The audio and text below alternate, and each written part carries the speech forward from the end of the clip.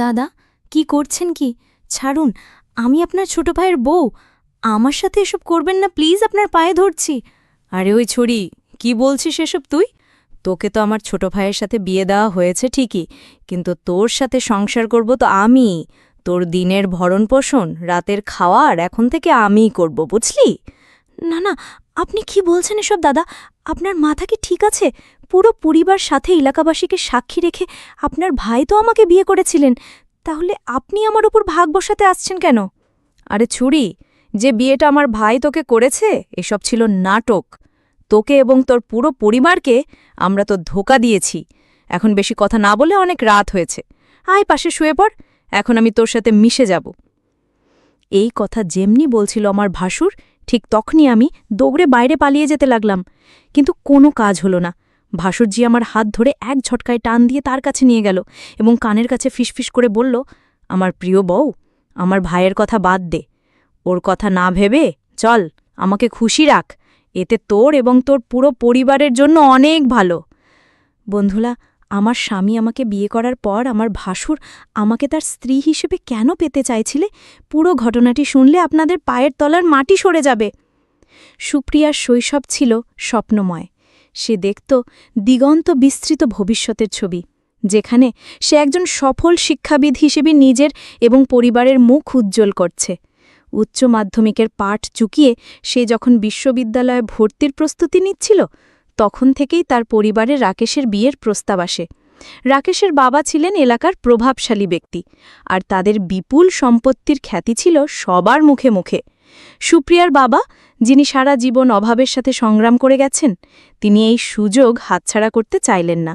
তিনি ভেবেছিলেন রাকেশের সাথে বিয়ে হলে সুপ্রিয়ার জীবন সুখ ও সমৃদ্ধিতে ভরে উঠবে, আর তাকে আর কোনোদিন আর্থিক কষ্ট দেখতে হবে না।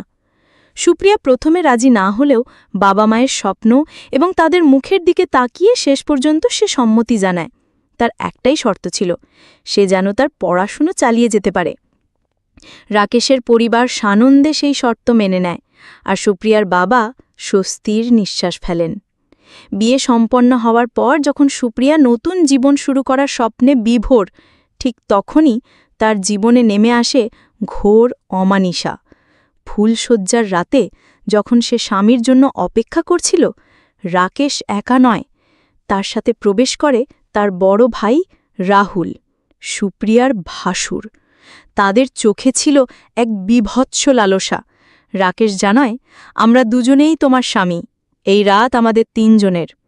সুপ্রিয়ার পৃথিবী যেন এক মুহূর্তে থমকে যায়। সে স্তম্ভিত হয়ে যায়, তার শরীর হিম হয়ে আসে। যখন সে প্রতিবাদ করতে যায়, তারা দুজনে মিলে তাকে জোরপূর্বক বিছানায় বেঁধে ফেলে।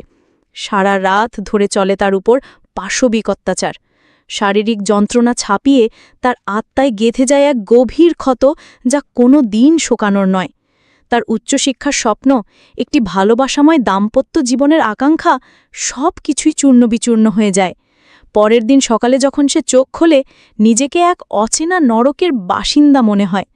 তার শরীর জুড়ে ব্যথা, মনে একরাশ ঘৃণা আর হতাশা। কিছুক্ষণের মধ্যেই সে জানতে পারে এক ভয়ঙ্কর সত্য, রাকেশ আগেই বিবাহিত ছিল। এই খবর সুপ্রিয়ার মনে যেন শেষ পেরিকটি ঠুকে দেয়। সে বুঝতে পারে তাকে মিথ্যে স্বপ্ন দেখিয়ে এই অন্ধকার গর্তে ঠেলে দেওয়া হয়েছে। বিয়ের পর শ্বশুরবাড়িতে সুপ্রিয়ার দিনগুলো কাটছিল এক অসহনীয় যন্ত্রণার মধ্যে। তার পড়াশোনা বন্ধ করে দেওয়া হয়, বইপত্র ছিনে ফেলা হয়। তার কণ্ঠ রোধ করার জন্য রাকেশ বারে বারে তার উপর চালাত শারীরিক ও মানসিক নির্যাতন।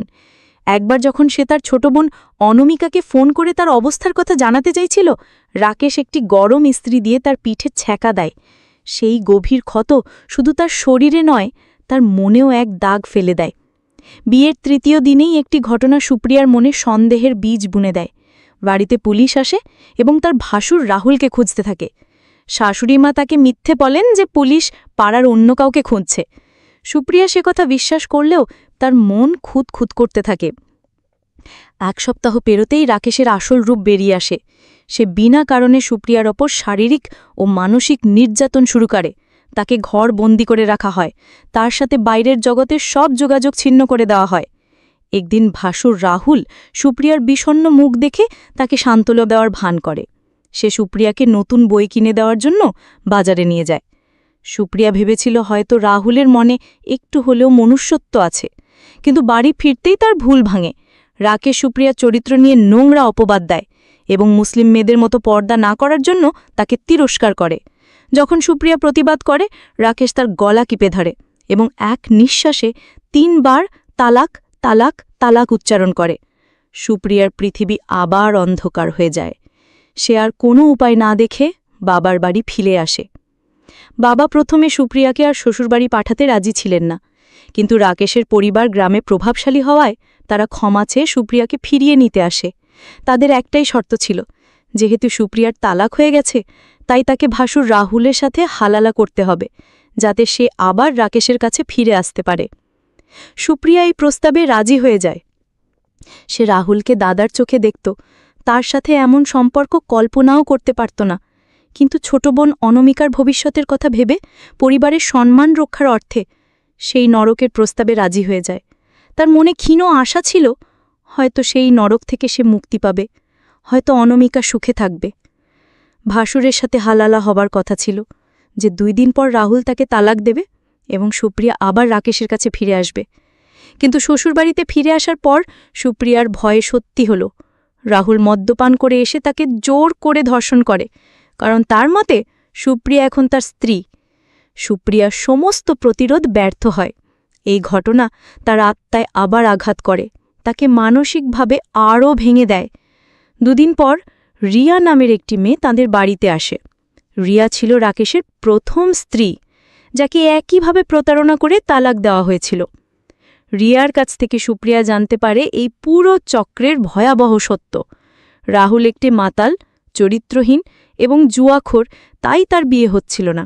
এই কারণেই তারা রাকেশের মাধ্যমে সুপ্রিয়াকে বিয়ে করে এবং পরিকল্পিতভাবে তালাক দিয়ে রাহুলের সাথে তার হালালা করায়, যাতে রাহুল একটি স্ত্রী পায় এবং সমাজে তার মান রক্ষা হয়।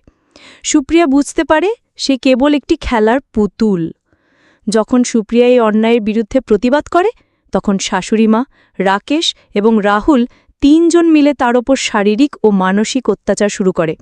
তারা তাকে বাড়ি ছেড়ে বের হতে দেয় না, সব দিক থেকে আটকে রাখে। যখন সে তাদের পুলিশের ভয় দেখায়, রাহুল একটি অ্যাসিডের বোতল নিয়ে এসে তার মুখে ছুঁড়ে মারার জন্য। শাশুড়িমা নিজেও এই জঘন্য কাজে তাদের সঙ্গ দেয়। ঠিক সেই মুহূর্তে পুলিশ বাড়িতে ঢুকে রাহুলকে গ্রেফতার করে। সুপ্রিয়া জানতে পারে রিয়াই পুলিশকে খবর দিয়েছিল। শাশুড়িমা রিয়াকে তার বাপের বাড়ি পাঠানোর আগে সুপ্রিয়া লুকিয়ে তাকে সব ঘটনা জানিয়েছিল। রিয়া সুপ্রিয়াকে জড়িয়ে ধরে কাঁদতে থাকে। দুজনেই একে অন্যের কষ্ট অনুভব করে। সেদিন সুপ্রিয়া মানসিকভাবে পুরোপুরি বিধ্বস্ত হয়ে পড়েছিল। এই ঘটনাটি তাকে শিখিয়েছিল যে শুধু টাকা পয়সা দেখে বিয়ে দেওয়া উচিত নয়, জীবনসঙ্গীর ভালোবাসা, সম্মান ও ভালো মানুষ হওয়াটাই সবচেয়ে জরুরি।